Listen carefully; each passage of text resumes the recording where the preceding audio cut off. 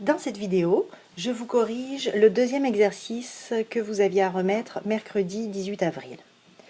Alors prenez le temps de relire l'énoncé. Au fond, ce qu'on vous demande, c'est la longueur du sentier qui est ici. Okay. Puis, qu'est-ce qu'on a besoin de savoir pour calculer une longueur dans un plan cartésien? Alors on se rappelle la formule. Racine d'entre parenthèses x2 moins x1 au carré plus y2 moins y1 au carré. Au fond, on a besoin des coordonnées des extrémités de ce segment. Dans l'énoncé, on nous donne déjà les coordonnées du point A. On peut se servir de ceci, ça pourrait être le 30, ça pourrait être notre x1, et le 50, notre y1.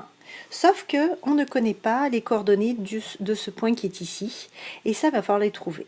Pour s'aider à s'organiser dans notre démarche, je vais appeler ce point-là le point F. Il va falloir que je trouve les coordonnées du point F. Là, vous allez vous assurer d'avoir sous les yeux le document que j'ai mis sur Moodle qui s'appelle Liste des connaissances de la semaine du 16 au 20 avril, parce que je vais y faire référence tout au long de cette correction. Alors, je regarde la situation, mon point F. C'est quoi mon point F? Eh c'est le point d'intersection de deux droites, la rue Boivin et la droite qui est le sentier. Je vais regarder ma liste des connaissances. Information numéro 1. Graphiquement, on me dit qu'en résolvant un système d'équations formé par les règles de deux droites, je trouve les coordonnées x, y du point d'intersection des droites. Ah, pour trouver les coordonnées du point F, j'ai besoin de connaître des équations de droite. Bon, ce que je vais faire tout de suite, je vais aller trouver toutes les équations des droites que je peux. Je vais commencer par la droite Garnier. J'ai deux points, le point A et le point B qui appartiennent à cette droite. Je vais trouver la pente A. Donc la pente, c'est 1/2 ou 0,5. On s'assure que notre résultat est cohérent. Ma droite, elle est croissante, ma fonction est croissante. Quand la fonction est croissante, le taux de variation est positif. Une autre chose aussi à laquelle il faut faire attention, ici, là, vous mettez les différences des y et non pas les différences des x, comme j'ai vu sur certaines copies. Bon, on a notre A, il faut trouver le B maintenant. Alors, on écrit notre règle avec le A.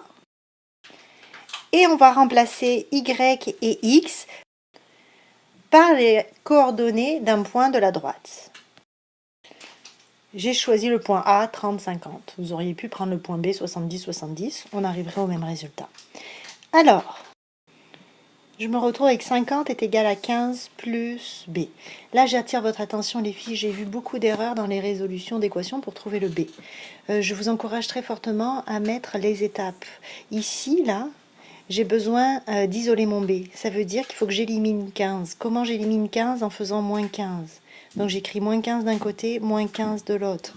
Et au final, j'obtiens 35 qui est égal à la valeur de B. Donc j'ai ma règle pour la droite Garnier. Je peux m'écrire YG, G pour Garnier. C'est 0,5x plus 35.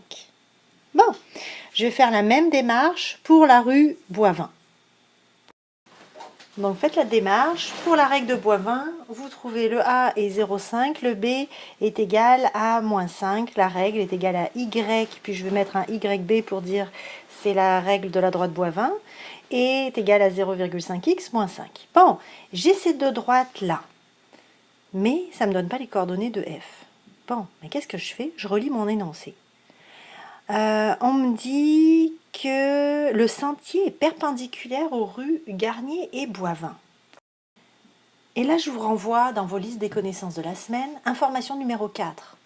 Deux droites sont perpendiculaires quand le produit de leur pente, ou taux de variation, est égal à moins 1. Mais avec ça, je vais pouvoir trouver le taux de variation de la droite qui est notre sentier. Alors, c'est ce que je vais faire. J'écris mon équation. Comme le produit des pentes est égal à moins 1, j'ai pris le taux de variation de la rue Garnier. Donc 0,5 fois le taux de variation du sentier, c'est pour ça que j'écris A avec un S minuscule pour dire c'est le taux de variation du sentier, est égal à moins 1. Je résous cette équation, je divise des deux côtés du signe égal par 0,5 et ça me donne le taux de variation du sentier, c'est moins 2. Je me pose la question, est-ce que ce taux de variation a de l'allure ? Il est négatif, un taux de variation négatif, c'est pour une droite décroissante, puis on voit bien que cette droite-là est décroissante, plus les x augmentent, plus les y diminuent. Maintenant, je vais trouver le B pour le sentier. Faites le calcul et vous devriez trouver B est égal à 110. Puis on le voit d'ailleurs, hein, quand là j'ai prolongé la droite du sentier, on voit bien que mon B est déjà dans les positifs, donc je ne peux pas trouver un B négatif. Et ici, ça vaut déjà 70 pour les Y, alors ici que ça soit 110, ça a bien de l'allure. Bon, qu'est-ce que je fais avec ça maintenant? On se rappelle, j'ai besoin des coordonnées de mon point F. Je retourne à mes listes de connaissances, information 1. On peut résoudre un système d'équations pour trouver l'intersection de deux droites. Et F, c'est l'intersection du sentier et de la rue Boivin. Donc, je vais prendre les règles de ces deux droites pour former un système d'équations. Voici mon système d'équations. Pour le résoudre, le plus simple ici, étant donné qu'on a une variable qui est isolée dans chacune des équations, en l'occurrence le y, la méthode de comparaison est la plus simple à utiliser. Donc j'écris que mon y de la rue Boivin est le même que le y du sentier, puisque c'est le y du point F. Aussi, je peux écrire 0,5x moins 5 va donner la même valeur que moins 2x plus 110. Je résous ce système d'équations et je vais trouver x est égal à 46. Je n'ai plus qu'à remplacer x par 46 dans une des équations. Je vais choisir la première, je le remplace, puis ça va me donner 18. Donc la valeur du y, c'est 18. Vous êtes nombreuses à avoir fait vos calculs, mais j'ai vu aucune vérification par écrit dans vos copies. Alors là, on va se vérifier. Je vais remplacer dans ma deuxième équation, celle que je n'ai pas utilisée, y par 18, x par 46. Je vais vérifier que ça donne exactement le même nombre. Faites ce calcul de tête ou à la calculatrice, vous allez voir que ça donne 18. J'ai bien 18 égale 18. Je n'ai pas fait d'erreur en résolvant mon système d'équations. J'ai donc les coordonnées de mon point F. J'avais les coordonnées du point A.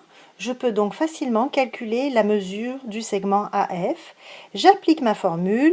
J'ai choisi que le point F, ça serait mon x1 et mon y1, et que le A, ça serait mon x2, mon y2. Vous appliquez la formule et vous allez trouver environ 35,78 mètres. Et absolument, on pense à faire une phrase de conclusion. Là, on répond à la question, la longueur du sentier est 35,78 mètres. Et là, on est super contente. On a terminé.